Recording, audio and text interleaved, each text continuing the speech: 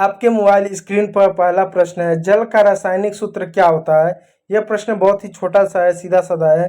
Option A H2O, option B CO2, option C NaCl, option D HCl। तो इसका सही उत्तर है दोस्तों, जल का रासायनिक सूत्र H2O होता है।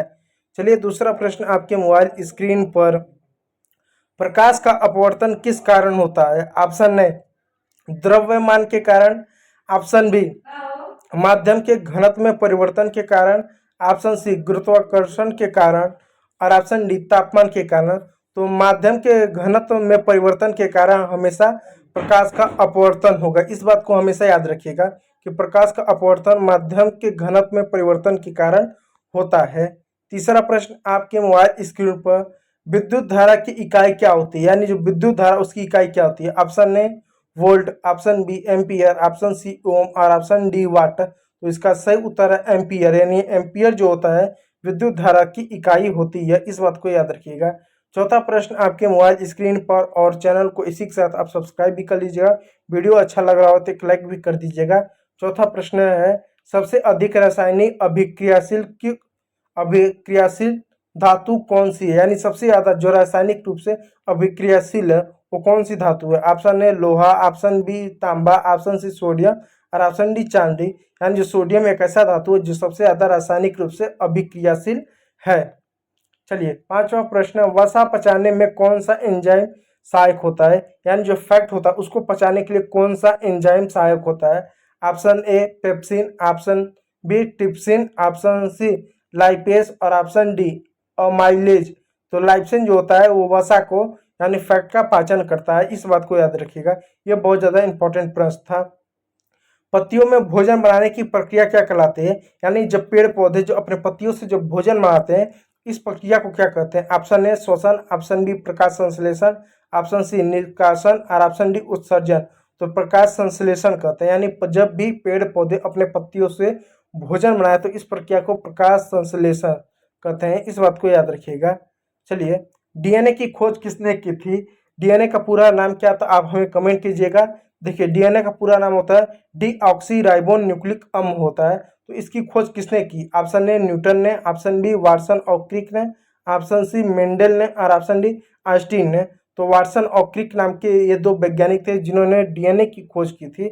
इस बात को याद रखिएगा। चलिए आठवां प्रश्न, पाचन तंत्र का सबसे लंबा अंग कौन सा होता है, यानी हमारे शरीर को पाचन की क्रिया जानते हैं कि मुंह से ही प्रारंभ हो जाती है। मुंह से जब लार बनता है वहां से ही एक तरह से पाचन की क्रिया प्रारंभ हो जाती है।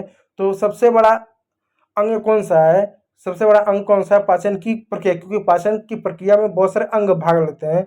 तो सबसे बड़ा अंग कौन सा। ऑप्शन ए यकृत, ऑप्शन बी छोटी आंत, ऑप्शन बी बड़ी आंत, ऑप्शन सी अमाशय और ऑप्शन डी बड़ी आंत। तो छोटी आंत जो पाचन तंत्र का सबसे लंबा अंग है, यानी सबसे लंबा अंग कौन है, वो है पाचन तंत्र का छोटी आंत। देखिए जो छोटी आंत होता है वो दिखता है भले छोटा लेकिन वो बहुत बड़ा होता है। इस बात को याद रखिएगा।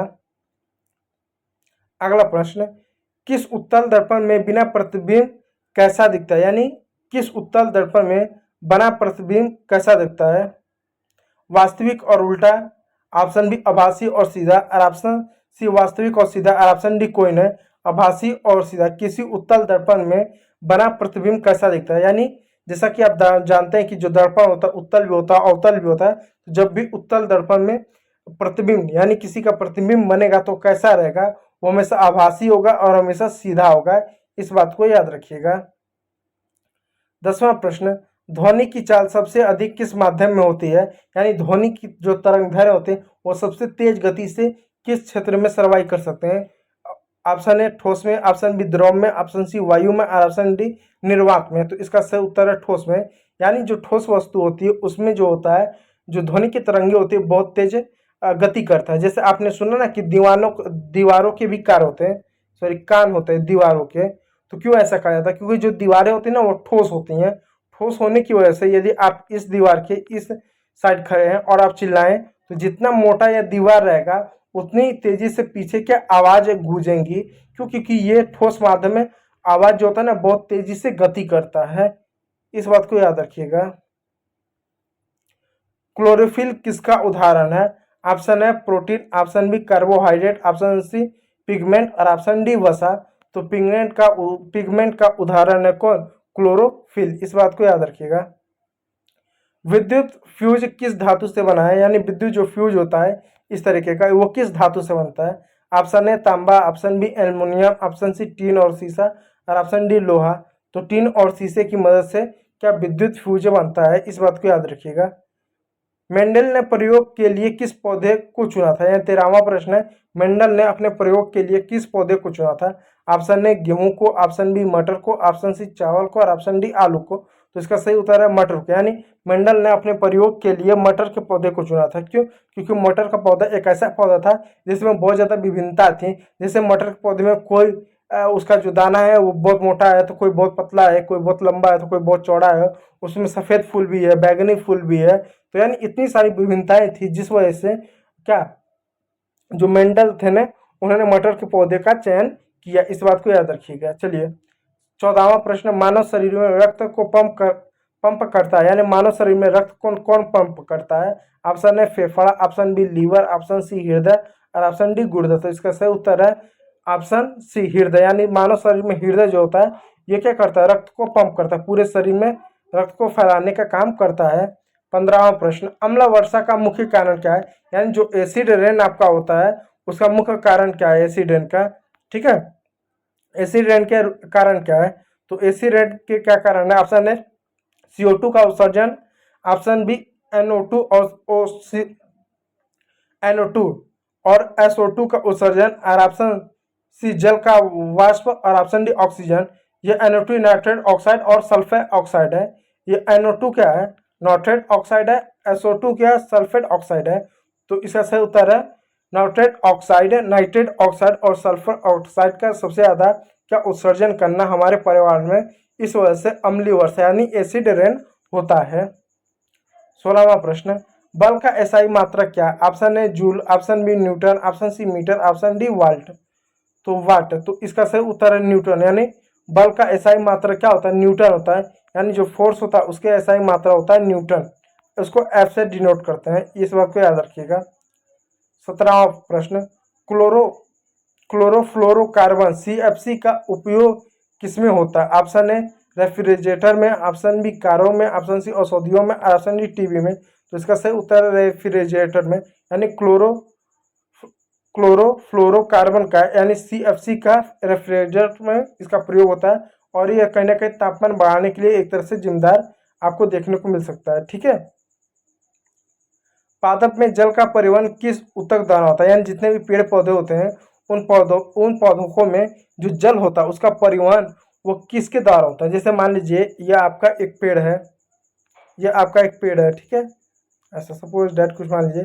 और इसके जो जड़ें होते हैं, ये जड़ें क्या करते हैं? जड़ों से जितने भी पेड़ पौधे होते हैं वो अपने भोजन, अपने जल को, अपने वसा को क्या लेते हैं? तो जब ये लेते हैं तो पूरे शरीर के एक एक भाग तक, एक एक जगह तक पहुंचाने का काम कौन करता है? परिवहन कौन करता है? इसका विकल्प है ऑप्शन ए क्लोरम, option B xylem, option C meristem meristem, option D epidermis. तो सही उत्तर है जाइलम। जाइलम जो होता है एक प्रकार का ऊतक के अंतर्गत आता है, जो क्या करता है? सभी पौधों में जो जल होता है, जो वसा होता है, जो खनिज होता है, पौधों के अलग अलग भागों तक पहुंचाता है, एक तरह से कल पत्तियों तक भी पहुंचाता है। चलिए 19वां प्रश्न, ऊर्जा का एसआई मात्रा क्या होता है? Option A watt, option B joule, option C ampere, option D Newton.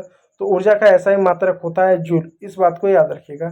20वां और अंतिम प्रश्न, ओजोन परत की रक्षा क्यों आवश्यक है? ऑप्शन ए वनों की रक्षा के लिए, ऑप्शन बी पराबैंगनी किरणों से बचाव के लिए, ऑप्शन सी ऑक्सीजन के लिए और ऑप्शन डी वर्षा के लिए। तो इसका सही उत्तर है पराबैंगनी किरणों के बचाव के लिए क्या ऑक्सीजन ओजोन की परत की रक्षा की आवश्यकता है। यानी जो पराबैंगनी जो किरणें होती है ना, ये बहुत ज़्यादा खतरनाक होती हैं। ये कितनी खतरनाक होते हैं? यदि ओजोन परत हट जाए तो पराबैंगनी जब किरणें आएंगी तो इससे लोगों में स्किन कैंसर हो सकता है और भी तमाम बीमारियां हो सकती हैं। और स्किन कैंसर एक बार हो जाए ना तो ठीक नहीं होगा और वो फैलता ही जाएगा। इसलिए ओजोन परत की संरक्षण करना अति आवश्यक है। तो ये ऐसे 20 बहुविकल्पी प्रश्न उत्तर थे जो आपके लिए 2026 बोर्ड परीक्षा के लिए इंपॉर्टेंट थे। यदि वीडियो अच्छा लगा तो लाइक कीजिएगा, चैनल को सब्सक्राइब कीजिएगा। वीडियो देखने के लिए बहुत बहुत धन्यवाद।